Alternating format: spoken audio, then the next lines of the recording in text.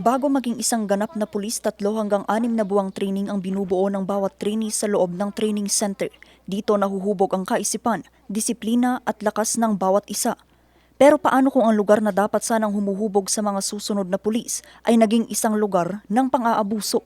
Ito ngayon ang kinakaharap na isyu ng Cordillera Administrative Region Training Center o CARTC. Ito'y matapos magsumbong sa pamunuan ng CARTC ang isang 23 anyos na babaeng trainee sa panghahalay di umano ng kanyang 41 anyos na lalaking trainer na may ranggong Police Master Sergeant. Nangyari raw ang panghahalay sa loob ng Cordillera Administrative Region Training Center sa Teachers Camp, Baguio City.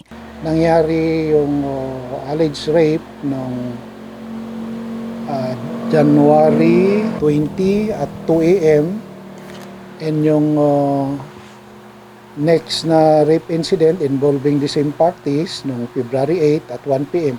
both doon sa quarters ng suspect.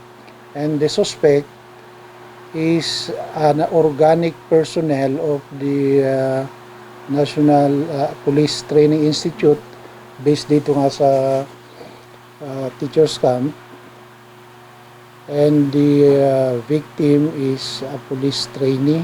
Ayon sa komisyon, mariin nilang kinukondena ang insidente at mahigpit nilang binabantayan ang kaayusan at kapakanan ng bawat trainee sa loob ng training center. Dito sa initial phase natin, it's the stage wherein we are also, doon din natin malalaman kung sino sa mga other than the suspect, kung sino pa ang liable sa na personnel dito sa training school.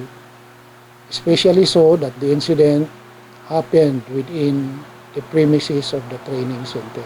Sa ngayon, na-relieve na sa pwesto ang suspect at maging ang hepe ng Cordillera Administrative Region Training Center. Kasi sa atin sa investigation kasi sa PNP is we apply talaga yung fairness, talagang we investigate them, we treat them equally, gano'n. So, para walang ano.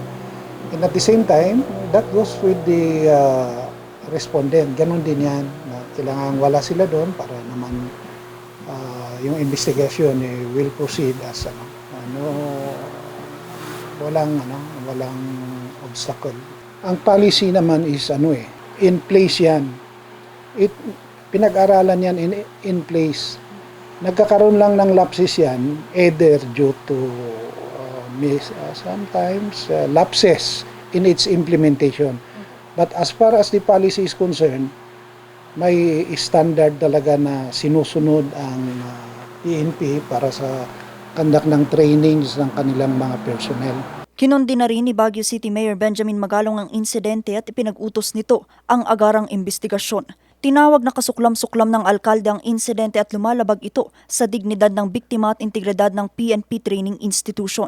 Dagdag pa niya, walang lugar ang sexual violence sa mga training facilities at opisina. Tumanggi na munang magbigay ng pahayag ang pamunuan ng CARTC sa isyong ito habang inaaral pa ng piskalya ang pagtanggap sa kaso. Vanessa Bugtong, RNG News.